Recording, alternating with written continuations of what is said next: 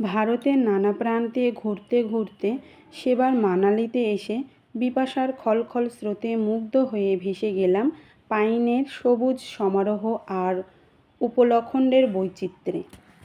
রোটাং পাসের ধবল বরফ আর আঁকাবাঁকা পাহাড়ি পথের শিহরণ মেখে কেমন একটা নেশা ধরে গেল যেন। ফলে দুদিনের জায়গায় 4 দিন রয়ে গেলাম আমরা মানালিতেই। আর ওই চতুর্থ দিনেই ঘটে গেল সেই অদ্ভুত ঘটনা। আজ সেই ঘটনার কথাই তোমাদেরকে বলবো। কুলু মানালির দ্রষ্টব্য স্থানগুলো দেখে মুগ্ধ হলো দলের সকলেই। এমন শান্ত এবং মনোমুগ্ধকর জায়গা ভারতে খুব কমই আছে।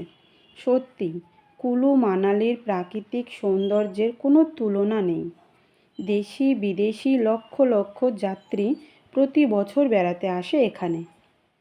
বরফ দেখে, বিপাশার রোটাং পাসের কাঁচ স্বচ্ছল ঝলে মুখ দেখে নুড়ি সংগ্রহ করে, পাইনের সবুজ ছায়ায় শান্তির সন্ধান পায়।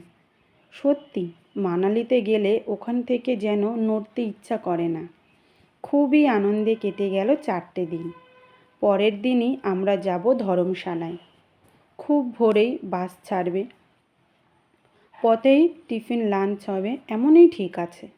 জিনিসপত্র গুছিয়ে ডায়েরি লিখে শুতে শুতে হয়ে গেল রাত্রি 11টা।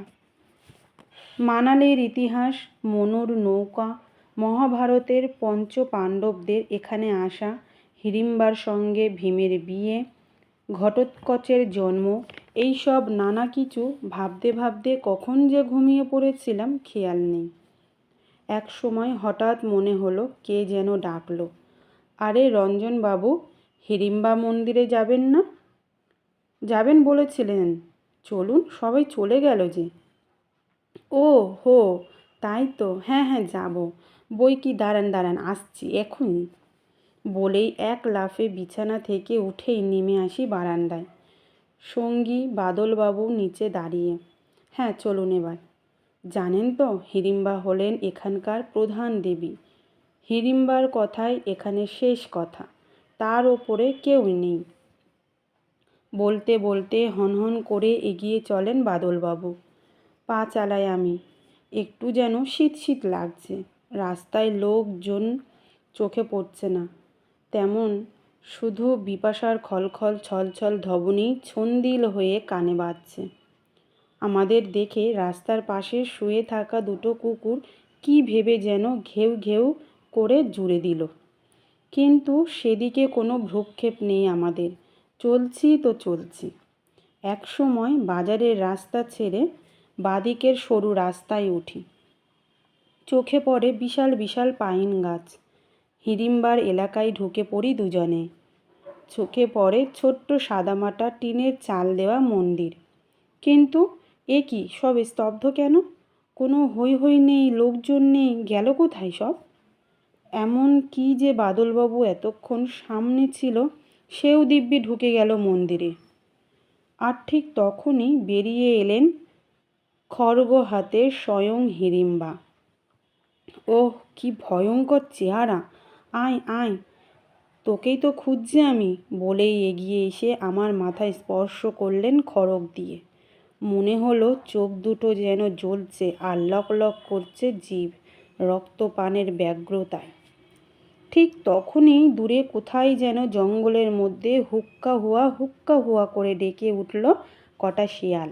সঙ্গে সঙ্গেই যেন টিয়া ওটিয়া করতে করতে উড়ে গেল মাথার উপর দিয়ে এক রাত চড়া পাখি।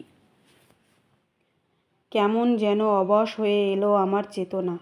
আমি পালাবার চেষ্টা করলাম, কিন্তু পা দুটো যেন কে আটকে রেখেছে মনে হলো মাটির সঙ্গে। আর করতে করতে পিছু হাঁটলাম আমি। দেখি পিছনে দাঁড়িয়ে এক বিশাল দেহী রাক্ষস গদা হাতে উদ্যত যেন বধ করতে। এ কি, ঘটোৎকচ নাকি? ধীরে ধীরে অবশ হয়ে এলো চেতনা, জ্ঞান হারালাম আমি। পরের দিন যখন আমার জ্ঞান ফিরল, তখন দেখলাম আমি বসে আছি একটা পাইন গাছে হেলান দিয়ে। হিড়িম্বা মন্দিরের কাছে ওই গাছটাকে আসলে লোকে পুজো করে ঘটোৎকচ বলে। ওখানে মোরগ পাঠা বলিও দেয় অনেকে, মানত পূরণ হলে। আমার চারপাশে অচেনা মানুষের দল। ক্যা হুয়া, कैसे हुआ, आपका नाम कहाँ से आया? এমন হাজারো প্রশ্ন ধেয়ে আসতে লাগলো আমার দিকে। কেমন যেন বোকা বোকা মনে হতে লাগলো নিজেকে। সত্যিই তো, কে আমি, কি পরিচয়, কোথা থেকে এসেছি? পহলে পানি, এক গ্লাস পানি দিজিয়ে ভাই সাব। জল আসতেই চোখে মুখে জল দিয়ে উঠে দাঁড়াই। মনে পড়ে যায় সব কথা। আমার নাম রঞ্জন বোস, ঘোষ স্পেশালের যাত্রী। ধর্মশালায় যাব আজ। ওহো, ওরা বোধহয় সব এতক্ষণে গাড়িতে উঠে পড়েছে।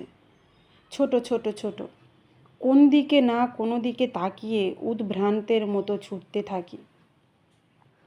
হোটেলে এসে দেখি সবাই বাসে উঠে পড়েছে। ম্যানেজার রতনবাবু খুঁজতে গেছে আমাকে বাজারে। কোথায় গিয়েছিলেন মশাই? আমরা ভেবেই অস্থির, জানতে চান বাদলবাবু। আরে মশাই, কালকে তো আপনিই মন্দিরে ডেকে নিয়ে গেলেন আমাকে, আর এখন কিনা জানতে চাইছেন কোথায় গিয়েছিলাম? আমি, কি যে বলেন! না না, আমি কেন আপনাকে ডাকবো মন্দিরে যাবার জন্য? তাহলে কে ডেকে নিয়ে গেল? হুবাহু আপনার মতো দেখতে। গল্প করতে করতে এগিয়ে গেলাম দুজনে হিড়িম্বা মন্দিরে। আশ্চর্য ব্যাপার, হিড়িম্বা দেবী খুবই জাগ্রত দেবী, কিন্তু কেন যে আপনাকে ডেকে নিয়ে গেল এভাবে কে জানে। ম্যানেজারকে খুঁজতে আবার লোক গেল। ম্যানেজার ফিরতেই বাস ছেড়ে দিল। মানালি ছেড়ে এগিয়ে গেলাম কুলুর দিকে। আমার মাথার মধ্যে কিন্তু শুধুই ঘুরপাক খেতে লাগলো হিড়িম্বার কথা। কে নিয়ে গেল আমাকে? কেনই বা নিয়ে গেল? আর হিড়িম্বা আমার উপরে রুষ্ট হলেন কেন? গোটা হিমাচল প্রদেশেই হিড়িম্বার খ্যাতি আছে।